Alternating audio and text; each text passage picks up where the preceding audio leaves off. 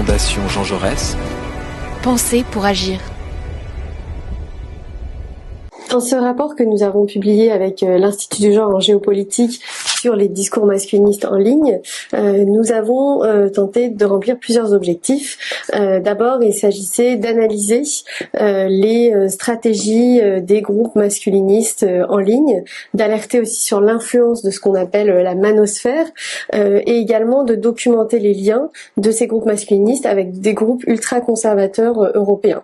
Enfin, le rapport a pour objectif de lister un certain nombre de recommandations à l'Union européenne pour contrer ces discours et protéger notamment les femmes et les personnes LGBTI+. À travers ce rapport, on a fait plusieurs constats. D'abord, on a essayé de poser les bases d'une définition du masculinisme qui, selon nous, peut se définir comme une idéologie opposée à l'émancipation des femmes et des personnes LGBTI+, et qui promeut une domination masculine.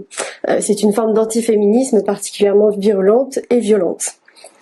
Ces discours masculinistes, ils prospèrent aujourd'hui dans un contexte général de backlash, donc de retour de bâton contre les droits des femmes et des personnes LGBTI+.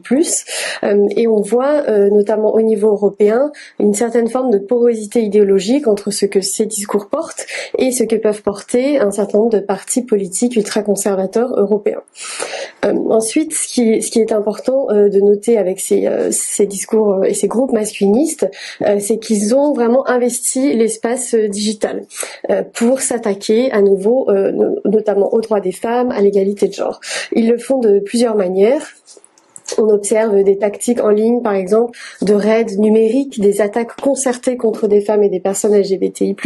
On observe également des tactiques qui consistent à publier en ligne des images à caractère sexuel sans le consentement des personnes et puis des tactiques de harcèlement en ligne vraiment systématisées. Ces attaques, elles ont bien sûr des conséquences très graves sur les victimes, sur les premières concernées. Elles ont aussi des conséquences au niveau plus collectif, puisqu'elles poussent finalement au silence des voix de femmes politiques, par exemple, d'activistes féministes, et contribuent à les invisibiliser dans l'espace public numérique. Ces groupes masculinistes en ligne savent très bien tirer profit du modèle économique des big tech, des plateformes et des réseaux sociaux. D'abord parce qu'ils savent que les contenus haineux sont les contenus les plus viraux, donc qui vont jouir d'une plus grande visibilité sur ces plateformes. Ils peuvent aussi compter sur l'absence ou la faiblesse de mécanismes de modération et de signalement et en tout cas leur manque de transparence sur les réseaux sociaux. Et enfin, ils savent aussi qu'ils opèrent dans un espace numérique qui est largement dominé par les hommes et traversé par de nombreux biais sexistes qui défavorisent complètement les femmes et les personnes LGBTI+.